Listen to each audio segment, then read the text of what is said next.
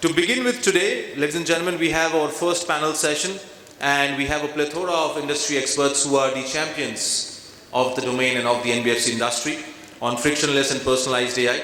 Before I call on the experts on stage with the biggest round of applause, I would like to cover a few subjects which they will be discussing.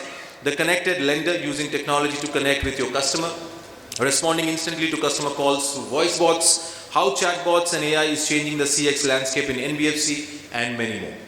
So ladies and gentlemen, please help me welcome the honorable panel members in the order of the sequence. Can I have on stage with a big round of applause our first panel member, Mr. Melwyn Rebeiro, Head IT AEON Credit Service India. Can we have Melwyn with a big round of applause?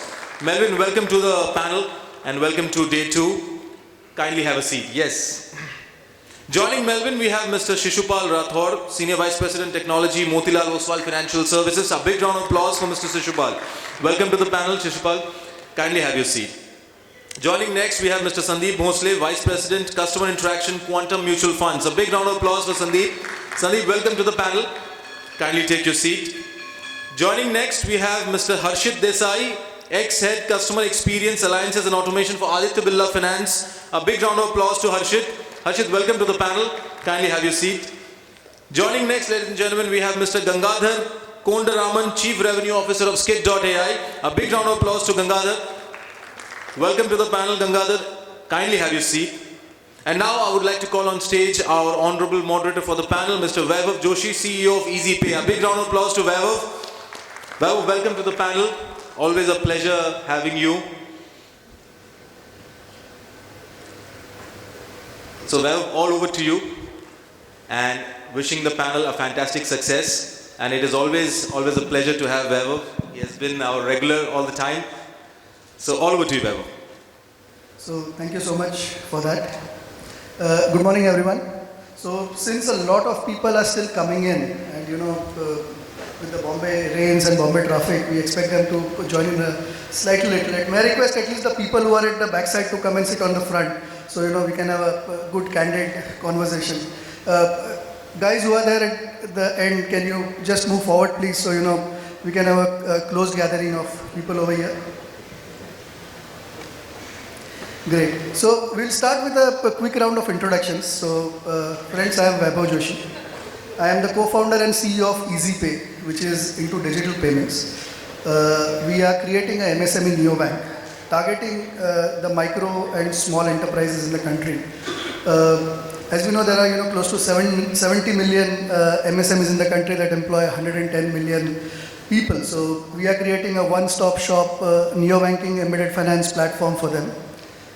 In my previous avatar, I used to be the Chief Digital Officer for Equitas Small Finance Bank, where I launched the fastest growing neobank in the country, NeoX. Previous to that, I was the country head digital banking for Yes Bank. I was there for 6 years, from 2014 to 2020. And previous to that, I was an entrepreneur, so this is probably my third or the fourth startup stint. Having said that, I would request my co-panelists to introduce themselves, maybe spend 2-3 minutes talking about them and their achievements, and then we'll take it from there. So Gangadhar, over to you. Thanks, Vaibhav. Good morning, ladies and gentlemen. I'm Gangadhar. I'm the Chief Revenue Officer at Skit.ai. We're a Series B funded voice AI startup. Prior to Skit, last 8+ years, I was with Microsoft, heading a couple of vertical businesses for Microsoft. And prior to that, I was with IBM and a couple of other companies in solution leadership roles. At Skit, the problem we are trying to solve is today, India has 2,000 plus enterprises which deploy large contact centers. And in the last 2 decades, contact centers have become just huge real estate space with a lot of people in it without adding a lot of value to businesses is what we believe. We are trying to automate those calls where human agents are not able to add value by using machines in multiple Indian languages. This is what we do at Skit. That's a quick introduction. Thank you. Hey, thanks, Gangadhar.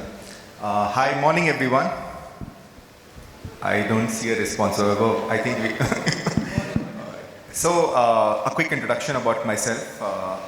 While you see the designation to be an ex-Aditya Birla Finance, since last year and a half, I have had a venture which is a MarTech product, but the organizers say that the users will relate more to a designation which is related to NBFCs and hence the designation. So my venture is a MarTech product which is called Grapevine, very unlike the name in some of these NBFCs. It helps majority of the NBFC brands you see here to connect with youth and just youth, right? So we target the segment between 16 years to 25 years, and all the new neo-banking products and the lending products which are coming in, they facilitate acquisition of this large youth customer base through us.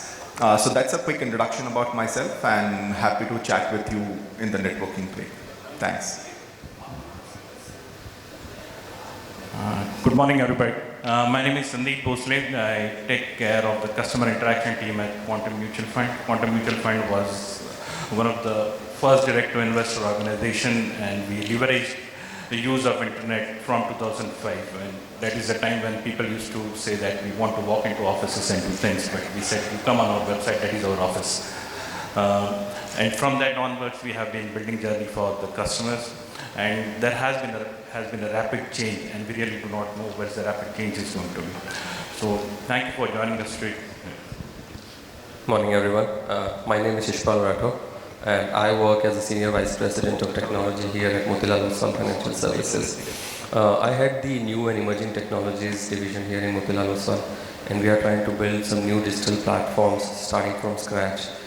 So you will see a lot of new platforms and launches. We just launched one Research 360 recently, and we are going to launch some new platforms in the coming time. Before Motilal Oswal, I used to work with Principal in Pune for 16 years, and I was the overall head of IT there for their investment banking and corporate IT division. So it's overall 22 years, and I'm really glad that I'm here for this discussion. Thank you. Yeah, good morning, everybody. Myself, Melwyn Rebeiro. I'm basically the head of the IT security and innovations for AEON Credit Service India Private Limited. We are an NBFC with over 10 years of presence in India. So we basically are into B2C lending customer business. We are one of the affiliates of AEON Financial Services, which is headquartered in Japan. So we basically target the end-to-end customers for lending application, be it for personal loans, mobile loans, or the vehicle loans, and those things like. So prior to AEON, I was working with Unet Worldwide, so which was basically into switching applications and all. So we used to run most of the banking switching parts and all that. So CashNet was one of the internal products to us, wherein other banks like ICICI, Citibank, then HDFC used to be our customers when it comes to switching. And NPCI was one of the biggest customer for us. So that's all from my end. I'm happy to connect with you. Thank you, everyone. So friends, we all know that we are here for the India NBFC Summit Awards. So NBFC is all about lending, and with the new regulations coming in on the digital lending side, all the entire BFSI is trying to figure out that what are going to be the next steps, whether they want to change the processes, whether they have to make any changes to the product, who's going to be an LSP, who's going to be a what, give names, abbreviations, and so on. And everyone is trying to go through their agreements, how they can incorporate these changes in that with their distribution partners, with their technology partners, and so on. So I'm sure later on in the day there are sessions marked towards that, and this specific session is going to be around customer service. So we are going to talk about frictionless and personalization, the new realms of a customer experience. And I would like to start with you, Melwyn. So today technology helps you connect with your customers in multiple ways. How has it helped you specifically to connect with your lenders? Okay, so we've been basically into NBFC and we've been into lending. So customer experience is of utmost importance to us. It's either a make or a break sort of a situation for us. So the customer, whenever he will be surfing for any particular loans or for lending money, so the experience is all that matters. If he has a good experience with us, he will be staying for us, and he will be going through more products which the company has to offer. So for us, it's a make or break sort of a thing. So there are certain customizations which we have done, not only in terms of the application which the loan provides, but also in terms of the customer care experience also. So somewhere down the line, if the app doesn't work, the fallback mechanism is we'll try to connect to our customer care department, and the customer care department has to understand the entire requirement of the things, and based on the requirement, the solutions and all those things he has to that will be provided. So we try to make more of the things sort of a digital, we are on that digital path journey. But having said that, I mean, sometimes things may go over for you when you are not in that particular zone. So something which we try to do, we try to improve on a daily basis for when it comes to the digital experience of the customer. So it's very, very important for us to have that experience of the customer, rather than if he is not satisfied, he may move to some other applications or other banking sector to get that loan. So for us, it's a make or a breakthrough sort of a scenario for us. And we plan to disburse loans somewhere around in a period of 5 to 6 minutes down the line, with all the processing, the CIBIL verification, then the document upload, KYCs and all those stuffs. So one of the things that we did during the pandemic was very helpful for us when we went with the contactless sort of verification of the customers, wherein there was no physical coming or contact during the pandemic to our offices. Everything was done based on the app. The app had the internal, interface and all, wherein he can verify himself, where he could upload his documents, and where he could digitally sign all those documents and all, and based on the CIBIL criteria and all those stuff, we could provide him the loan. So that is something what we did. The other thing which we did, based on the customer experience, was that we introduced, some of the cloud applications. I'm not going to name the application specifically, but which had the capability of voice and video chats and all, which was very helpful for the customers to gain the experience and to move seamlessly or to integrate seamlessly with our existing loan system. So this is the journey. The feedbacks were quite good. We tried to improve the quality of both the digital as well as the customer experience through the NPC scoring that was done. And once the feedback was given to us from the customers as well as the internal team, we tried to improve on this situation, and we are getting over there wherein we try to iron out most of the solutions or the pain points of the customers. So that is what I can say, Vaibhav, from my experience and my feeling. Thank you so much, Melwyn, and I can resonate with him in so many ways, because when COVID set, all of us were running around helter-skelter to understand, how are we going to disburse loans, how are we going to qualify customers, especially with a lot of the customers, losing their only means of livelihood, what about the collections, so on. And I'll share an experience over here to add on top of what Melwyn was saying. So I used to work with a small finance bank at that point in time, and, the way we used to do microfinance, and that SFB was, very, very rudimentary. And it gives a testament of how lending happens at the last mile. So we would have our guys, they would go to the last mile, they would assess a small trader or a retailer, and let's take the smallest of the guys, somebody who's running a thela or a chai tapri or a small dukan at the nukkad. So this guy would go, he would assess, okay, this guy has one gas cylinder, he has one gas, he has one table, he has two chairs, out of that one chair is broken with only 3 legs, and he has a stool, and those kind of things. He doesn't have a permanent setup, he has a temporary setup.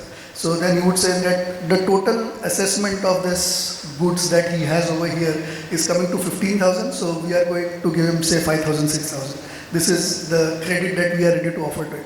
Rudimentary, real rudimentary stuff.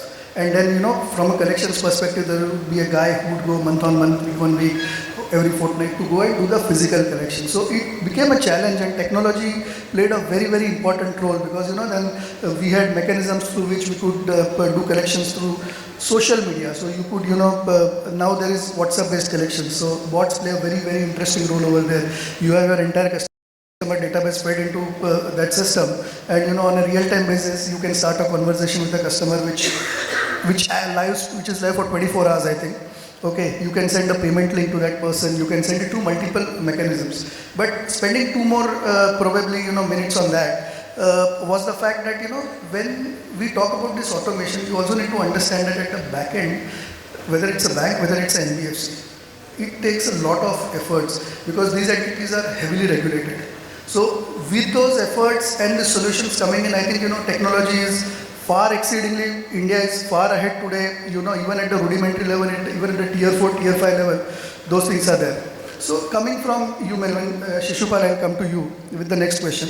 So bots have played a very important role, and we were just discussing about an example over there, both the conversational, transactional. So can you share a use case, how you are using bots in your day-to-day application or providing customer experience to your customers?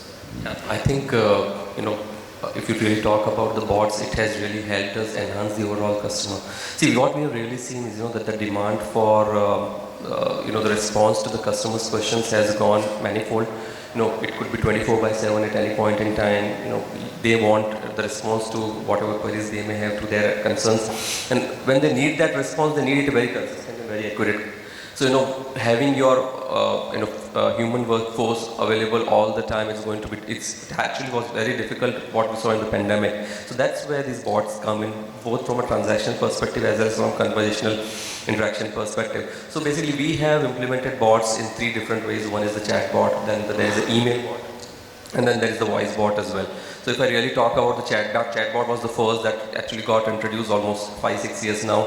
It is across all the channels that we have now, and what really chatbot helps us is that it helps us in interaction of at least 4 to 5 lakh per month. So it is available 24/7, and it actually addresses 50 to 60 use cases of us. What we've really seen with the chatbots especially is that there is a peak period, especially when it's a text filing time, and that's when it goes to sometime 8 or 10 lakh interactions as well in a month. So, and today basically when we talk about the email bots, so email bots was the next innovation that we put in. So how email bots helps us is that we have our own associates who respond to customer queries, and we classified those queries as around 300 different classifications. So we have implemented email bot in such a way that it actually first helps in classification of the emails that comes from the customers. And then, it actually bifurcates it, or it actually divides it in terms of department, who has to respond to it. And then we also trained our email bot in such a way that it can respond to 125 of those classifications. So most of those responses to our customers go directly from the bots today. Especially from an email perspective, it is very consistent, it is very contextual. At the same point in time, it is, it is very timely. And it can happen at any point in time, 24/7, 365 days. So that's the other thing that we have done. And recently we have introduced our voice bots as well. So where voice bots helps us, especially in the customer call center, contact center perspective. The first use case that we have implemented is using the voice bots, especially for our unregistered customers, because those are the customers that we really want to have onboarded in our business. So how they help us is that they have very standard queries. So we actually first try to analyze that what type of queries these people usually would ask for. So we actually categorize those queries, and then we have very consistent, very contextual answers again. And then once these responses are given, if there is any other question that they may have, that's when it gets routed to a human associate. So that's how we have been able to implement this from a conversational perspective. And then we have integrated our conversational bots and transactional bots in such a way that it becomes seamless. Any processing should not take more than 3 minutes in any of these responses that we're talking about. So from conversation to transaction, that's our goal, that's our SLA that we have kept in, and that's how we have tried to implement it. So basically what we have really seen from the benefit perspective, overall brand value has really improved a lot. We are available 24/7. We have a consistent response across the platforms to any customer that comes in, for any type of customer, whether registered or unregistered. So that helps in enhancing the overall trust and the brand value of from Motilal Oswal perspective. And at the most, that we have seen a lot of savings, both from an overall operational cost perspective as well, because we were just estimating that if I have to do those 4 lakh or 5 lakh or 10 lakh interactions in a month, my customer associate can do maximum 1,500 to 2,000 or maybe 3,000 interactions basically in a month. So it is a huge saving for us, and we have seen a plethora of requests that are coming up post pandemic, and we would not have been able to scale up to that level had these bots not been in place. So I would say that it has been a huge great investment for us, and it has reaped us a lot of benefits as well. So thank you there, Shishupal, and I can relate with you. And a couple of use cases I would like to add to what you said. Okay, so and my friend Gangadhar has already heard me talking about this use case in one of the panels earlier. We were there, so but I still love discussing this use case. So On the 29th, 28th or the 30th of every month, my relationship manager at my previous employer, Yes Bank, who manages my account, now calls me up saying that, sir, the 30th is coming, why don't you book FD of the excess funds you have in your account? Okay, so she could not call me earlier because as an employee she could not have access to my funds. She could never see what are the funds, but since I ceased to be an employee now, so they have now access. So I was like, initially I was like, okay, let me book an FD. And she was like, okay, I'm sending a runner boy with so and so forms. And I was like, too much of a hassle, don't do it. Just don't do it. And I had started a project over there, which was essentially, bot banking. And that project got completed after I was out. And when that project got completed, I think 6 months after I was out, I again got a call and she's like, why don't you book an FD? And I was like, you remember last time you called me and I told you that let's not go down that path. No, sir, now it's not going to be, that complex. You know what? You just tell me, I will book it on WhatsApp, I'll book it on Facebook, it will take me 30 seconds. I'm like, really, is that project implemented? And she's like, how do you know? So I was like, right. So that use case, my friend over there, where you can actually book a fixed deposit through a bot on social media in an assisted manner. You yourself can always do it, but in an assisted manner. Okay, that's the power of bots, because a customer who was reluctant to book a deposit is now willing to book a deposit, and that transaction which would have taken a few hours is now happening in a matter of 30 seconds. Okay. Second example I would like to give you, Shishupal, is, so we had launched this NEOX, NIYOX. It's a neo bank for millennials. So we had launched it when I was at Equitas, and when we started, when we opened it, suddenly there was a big spike, and we used to get like a few lakh API calls started coming.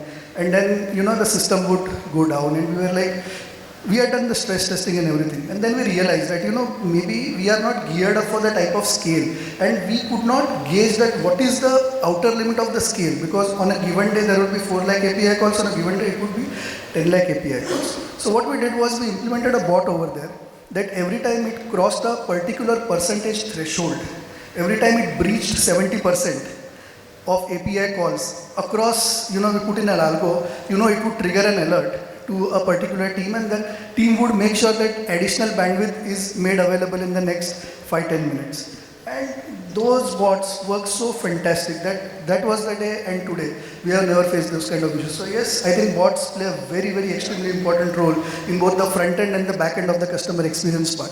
So Gangadhar, I'll move on to you. And you work very closely on Voicebots. So how are Voicebots and AI changing the customer landscape? Thanks, Vaibhav.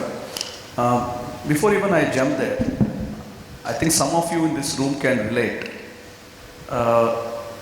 25, 30 years back, I remember still distinctly, me and my dad once went to a public sector bank.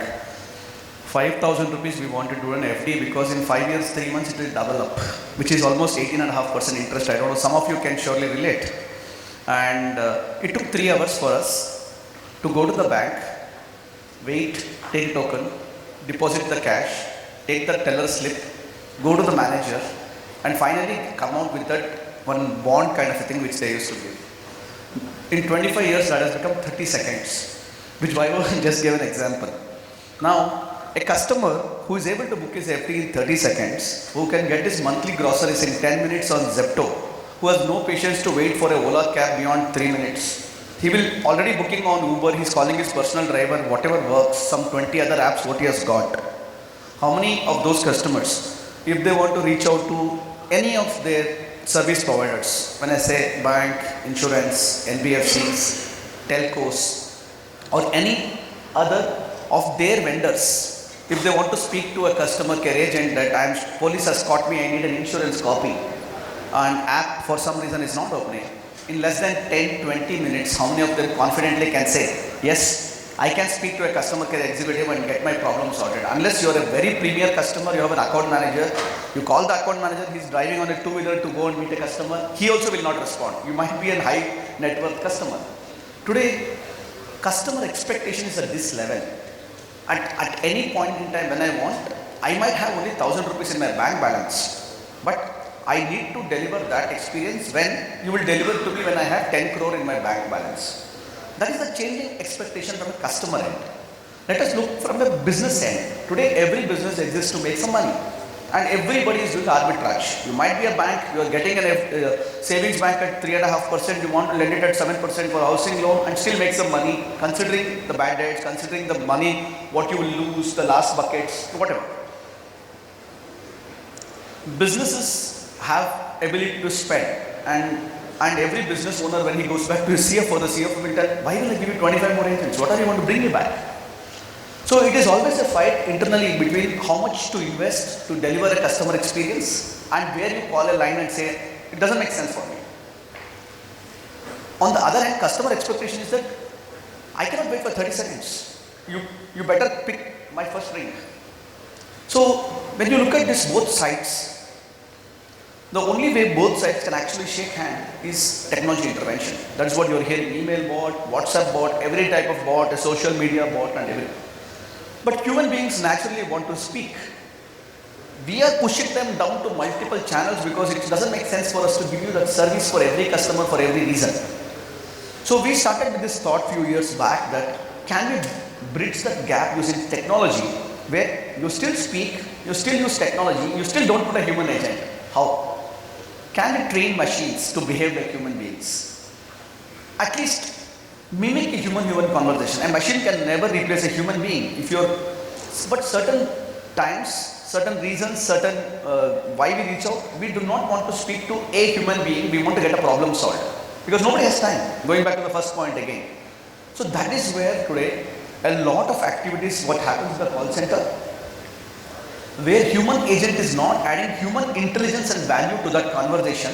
He is behaving like a machine already. You call him, he'll ask you 5 questions. Sir, क्या salary है? अच्छा आपका कोई loan है? ठीक है? टक टक टक he is entering and he is saving it. That's all. He is only bothered about I submit it. I'm done with this customer. When he is behaving like a machine, that use case can be converted. Thereby, you are releasing agent time to talk to another customer who doesn't have patience to wait for 3 minutes on the wait.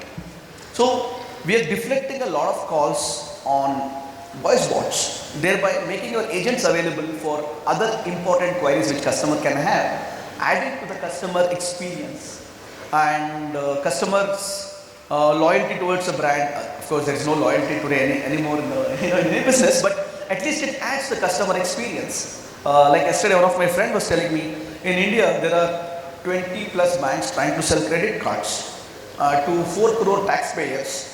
And RBI has released the data recently, there are existing 8 crore credit cards. So every person you are reaching out already has more than 2, but still your 22 banks are telling every quarter we will grow 10 to 12% on our base. So the competition level is that high. Everybody is trying to create a differentiator. And one of the differentiators we see is the ability to respond to the customer the fastest, both inbound and outbound. Today, if it is an NBFC, today if you have 100 agents, if 100 agents are today calling customers to collect the money, that's what NBFC is primarily to do. Giving money is the easiest thing. You open the tap, money goes out. But collecting back is the most biggest challenge. And if you are putting 100 agents to collect the money, a voice bot or a conversational AI technology can help you to deflect all the 100 people to later buckets and move the early buckets to bot, because that customer want to pay, intention to pay, he is not paid. So early buckets automation is helping even for organizations to improve their bottom line, and that's one way we also help organizations to deliver better value. Thank you so much, and I agree to that phase that loyalty is not towards brands anymore. So I think loyalty is more towards value, where the value is, and loyalty is more towards experience. Vaibhav, if I can just butt in here. Please, yeah. And on the point he was making, right, on the customer experience, and quite a lot of conversations which we are doing with our clients are on similar lines. That if I were to take a step back, right, and look at a larger customer journey as to at the stage where he is aware about wanting to have a product, and right till the end about advocacy we are talking of and the loyalty, what's happening is that the first and the last stage are very crucial from the experience standpoint, right? Because that is the make or the break scenario for them. Now here, if I can do very meaningful engagement, right? Like voice is something which comes naturally to you. Similarly, for loyalty, quite a lot of the big names which you see on NBFC, what they are trying to do is that if I can create more meaningful experiences, I will be able to cross-sell better. And then I know for a fact that for me to spend money on new acquisitions, I'm better off spending on retention. So quite a lot of clients we work with have the same philosophy, saying that I'm better off spending my bucks on retaining existing customers rather than doing and getting them across these whole 4 other stages of customer acquisition and getting into loyalty. And that's where quite a lot of technology is getting used. So collection is a negative last tail of that customer journey. On the positive side, there are so many of these brands which are trying to create very meaningful experiences. So say for example, you have a large base of customer and you are able to figure out from an algorithm that majority of them are bike riders. And imagine you planning a late night or an early morning drive as a bike rider. I'm sure even if they are last bucket customers, they will end up paying you in a week or a couple of weeks. So those kind of meaningful experiences we have seen some of our customers do, and that is what I think the next level of experience is going to be. So Pradeep, then let me move on to you with my follow-up question. So I just want to Pradeep and you can continue with this. So I want to understand from you the role of AI in MarTech, because you are a MarTech expert over here, and the role of MarTech in BFSI. So you can continue with this point and elaborate the role of AI in MarTech and then probably in BFSI as well subsequently, and some use cases maybe in that. Sure. So maybe MarTech is something which majority of the clients of ours and almost all NBFCs use. The way they have been using is very piecemeal, right? So they will look at a large database, they will try and figure out a way to send out emailers, they will try and have the customer service agents and all of that. And all of these journeys for the end customer now are super disparate and broken. So you might receive a mailer sometime, the call when it comes, there is no frequency around it, then you don't know, the agent who is calling you doesn't know what's the mailer which has come to you, and there are so many such disjoint touch points which the bank does. Now at my end, if I were to have all of this, and especially the segment which is that of youth, on my platform, if I can do all of this end to end, right from, so one of the use cases, and I'm taking another example for people to relate here, is Spotify came to us, right? Spotify saying, I want to find out what should be the price point for my weekend chota pack, right?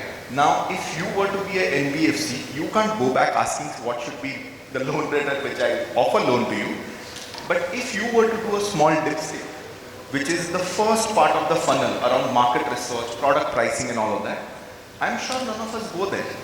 If you want to offer something, we don't reach out to the customer. We think that we have this halo behind our head and we can crystal ball gaze saying what's going to happen and what is it that we want. And we fail to interact with the customer and leverage that touch point. So a platform like ours comes in handy when you want to start interacting with the customer from that step.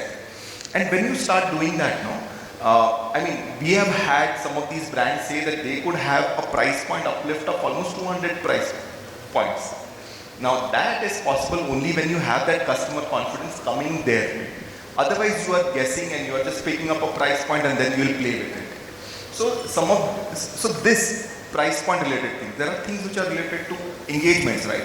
I mean, if you look at Amazon Prime, in peak COVID time with Pankaj Tripathi, we did 11 colleges where people would log in and will interact. Now, if you have to create such meaningful and say for example at that point in time it was a little bit immersive because everyone was immersed in mobile. If you want to do any of these immersive experiences for brands in the financial services, you will have to reach out using a platform which has a connected journey with the end customer. And if that's youth, imagine the attention span they have. So if you're not able to hold them, right? And this hold, is critical both from the business stand and the engagement standpoint for the customer. If you're not able to hold them longer, then you're losing them. And that is where the criticality of the experience steps. So, more than happy to initiate this conversation. And I think NBFC is just on that brink that all of this is going to now inflect from. Thank you there, Rishit. And for some reason, I was thinking about a Pradeep in my mind when I was thinking of the question, and I called him Pradeep. So thanks there, Rishit. So Sandeep, I'll move on to you. And we have seen transactional personalization happening. How do you see relationship personalization? Maybe you could dwell some thoughts on that. So it's ages, in fact, organizations, the institutions have been trying to develop a relationship with the consumer. And it's very difficult to understand that relationship because it's never saturated. It always keeps on evolving. It keeps on evolving at some point of time. There was a time when the core product was very, very, very important. Today the core product plus the convenience around that core product is very important. We used to educate people about the core product, what are the benefits of that core product, what it will do for you, what is great for you and everything. Today you have to also educate the person on the core product and how you're going to reach that core product, how you're going to service that core around service with that. You need to educate all that. So the product basket itself is now into two parts. It's a core product and the convenience of the ecosystem around that core product. Morning when I was just traveling, in fact, I read a post. It's from Vaibhav basically. And there is nothing like an assisted neo-banking. It's either neo-banking or it is assisted neo-banking. So there is nothing in between. And that's where the customer is basically getting in locked. He's always in a transition. The technology is so faster. And whatever you may say, it may be the competition, the P&Ls of the company, the service levels, or the race to do something better for the customer. The customer is sometimes getting spoiled for his choice. It's n number of things he has to do. Normally we used to say the customer is not interested in the process that is delighting him. He's only interested in that delight. But today I think the customer is well educated in fact. If you go to him in an honest approach, that why are you creating a bot? Why are you having an idea? Why your relationship manager is not calling you on time, or maybe why you're not able to reach a customer service executive even after pressing frantically those buttons there. And so the education has to be very important as the education on the core product has to be there. Organizations need to be very clear with their consumers that why are they giving you this service. They need to be very clear with that. We have grown. It's not possible to service you, all of you, but this is the best way today we can reach you. And I do think your consumers will always appreciate it. Everybody understands the scale of business. So there was an experience when you walked in a branch many years back, and there was a feeling different. Now today you have a feeling when you log into your website and transact on your bank or on your app. So that transition will keep on changing. And the best thing is basically whenever the investor is transacting digitally or doing all his services, he is leaving a lot of digital footprint. I'm not sure going ahead how many people will be or how many consumers will be comfortable on organizations using that digital footprint. But use it for the right purpose, it can be developed in the better way. I get to hear an IVR who tells a person who first time came on an IVR that, or just a automated message there, that we know that you appreciated someone speaking to you, but thanks for using your IVR. It's just a one line of that, and then after that maybe his perception about using that thing may be different. But so this is the last mile where basically it has to be. So even though we have all the technology today, we need to keep on hearing to the consumer. And it may be at various points, and that can be through your n number of communications, it can be emails, feedbacks, your websites, wherever it is. It is going to be very difficult to reach where we are. And as a country, in fact, we are placed very well. We are a country which is known for domestic consumption. We don't need to send something. We already have a huge population to their services. and a given number of pen tests and organizations, if you go ahead, this is the only way to go ahead. But it's very important thing that let's be very honest to the consumer that why you are making changes and make a very deliberate effort on that this is the service that you are making, because convenience is for 2 parts. One is convenience for the consumer, one is also bringing you convenience for your organization. And let's tell the consumer that this is also bringing me convenience, this is also helping me in my P&L somewhere, and when this helps me, I'm going to service you better. And I hope the consumers are well educated today to listen to that. They are just waiting for an honest view on that. A surprise is a surprise, but sometimes it depends on that. Thank you there, Sandeep. And I will relate with you when you say customer personalization, the interactive personalization, because that is something that we also launched. So while video KYC is, I call it thing of the past. A lot of people say it's here and now. We implemented it, a little bit before it came in.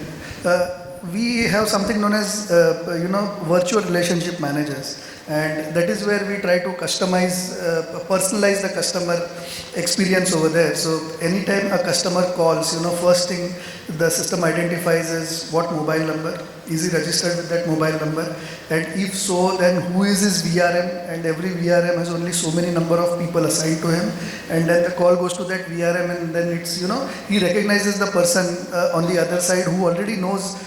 Everything pops up in front of his screen from the CRM, and he knows, hey there, how are you, and the conversation starts from there. And there I'm going to, look at implementing Skit.ai, because you spoke about the bots where we can personalize a lot of things. So, probably I can look at replacing a few of the VRMs with the bot to start with on the pilot. So, sorry. So guys, we have 2 more questions, but I can see the timer is running against us. So what I'm going to do is I'm going to open the forum for questions. If there are any questions, please introduce yourself. Point out the speaker to whom you want to ask the question and go ahead with your question. And if there are no questions, then probably I'll move with the questions, or we'll hand it over to the host over here. So if there are any questions, feel free. Any questions from the house? And I think as Vaibhav said, please raise your hand and introduce your organization and yourself and the question to which panel member. Or if it is a generic question, then I think Vaibhav can decide which panel member would be the best suited.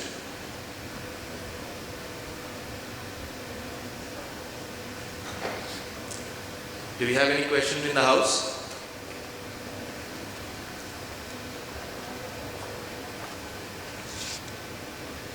Well, I think Vaibhav, then you can continue with the questions to the panel. We still have a couple of minutes. Yeah. Fantastic. So I actually have a question myself, and I'm going to point it to Shishupal over there. So with data privacy becoming stricter day by day, what is your take on the personalization in this space? Because this panel is all about personalization. So data privacy is going to get stricter. We have seen a lot of things tightening.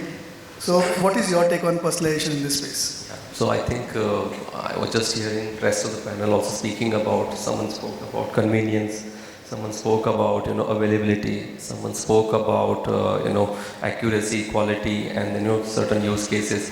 So now it is becoming really difficult when you deliver these digital experiences, where on one side you have to ensure that you provide that convenience, you provide that quality of conversation, you are contextual, okay, and then you also understand what type of response at what point in time the customer will be asking for. So you have to understand the background of the customer at one point in time, and you also have to respect the privacy piece.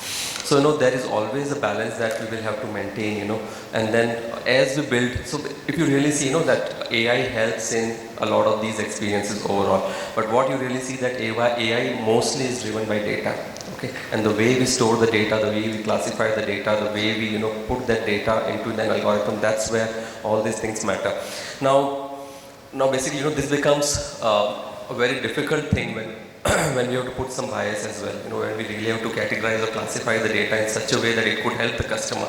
So one thing that I would really say is, from a data privacy perspective, that we definitely are there to deliver those digital experiences, but what we may also have to do is be transparent as to how we are going to use that data. Okay? And if the customer says that basically, and if we can really help customers saying that this is the pros and cons of using the data, and this is what you would get if you would allow us using this data, and this is what you would not get. So probably that transparency and that decision will have to leave with the customer. And if they would allow, to use that particular data, then, the features or the experience that they would be getting would be very high. See, one most differential between, a in-person conversation and a digital conversation is empathy. Okay, and empathy, if you really want to build in conversations digitally, it could only happen through data and the context that you would build in. And if that has to happen, basically, you will need some sort of, from customers' consent perspective, saying that this is the data you can use. So I would say that it's a balance that we'll have to build in. Empathy is very important for every conversation, for any successful, and that would also help build that loyalty. Okay, and that's where you can actually retain the customer for a long period of time. So I would say that there is a very thin line, but if we can maintain that privacy, if we can maintain that transparency, probably that could help. Yeah. If I can just add one line to it, I think as we move more and more towards bot, every type of bot in the next 2 decades, fast forward, most of the things for every enterprise will be done by bots.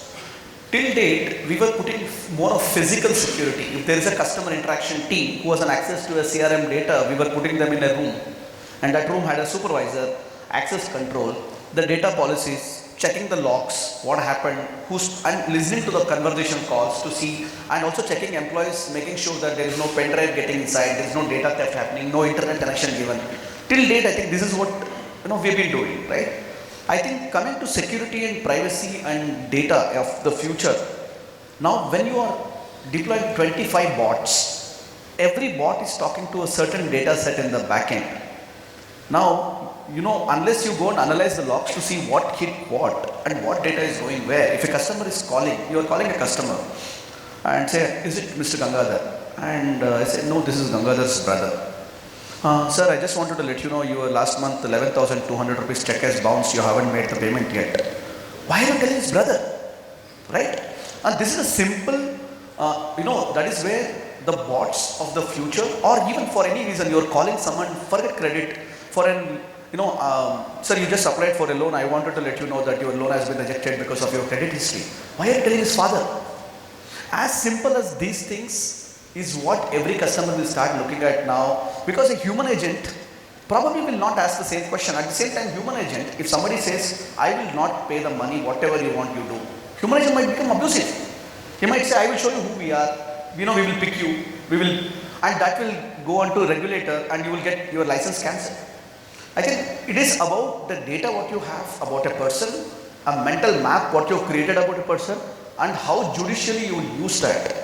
And how judicially your bots are connecting. What bot should have data, what bot should not have data of particular, sensitivity levels, I would say, will determine how successfully we can deliver a great customer experience, at the same time deliver great standards on data privacy points is what my just one line to add. So thank you so much over there, Gangadhar, and we will end the session over here, but before that, I would like to just add one line for everyone. Somebody had told me, I used to be at that stage in my life when I used to get very emotional about my work at times. Okay, we have all been there. And somebody had told me one thing, a very good friend, philosopher, guide, advisor, objective thinking. He gave me those 2 words, objective thinking. He said, Vaibhav, everything above the neck is for your work. Everything below your neck for your personal life. And I could not understand it earlier, and then I related it to the second phrase he gave me, objective thinking. And that is what I think bots bring in. They bring in the objective thinking part, they leave out the emotion part, and there you are spot on. So thank you everyone. I think it was a wonderful first session, and thank you to all my co-panelists over here. Thank you. Over to you. Thank you so much, Vaibhav, for wonderfully summing up the panel, and thank you so much all the panel members. I would like to now call on stage Mr. Manoj Bora, General Manager Revenue and Strategy from Mobicule Technologies, to do the honors. Manoj, if you could kindly do the honors of felicitating this wonderful panel here. We'll start with Melwyn.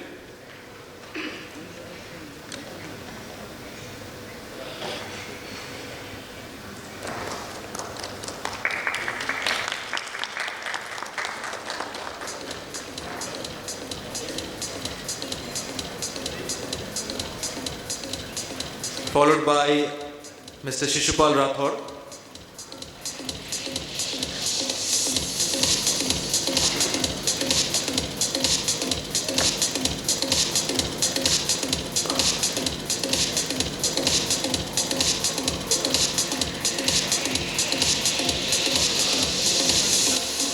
Mr. Sandeep Bhosle.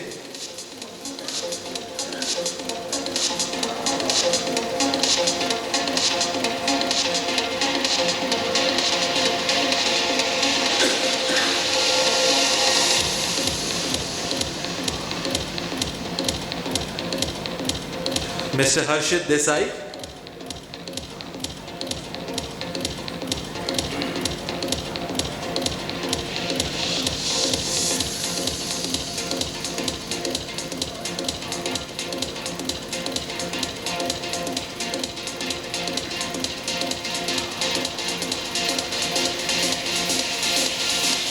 Mr. Gangadhar Kondaraman.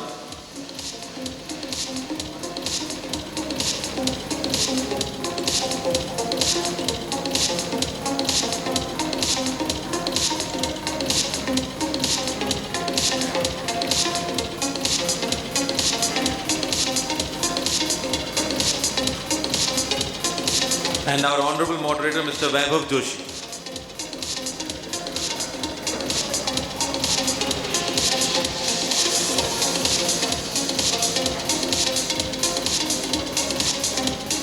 Gentlemen, would request all of you to kindly come forward for a group photograph, and Manoj, you can join them too for a group photograph.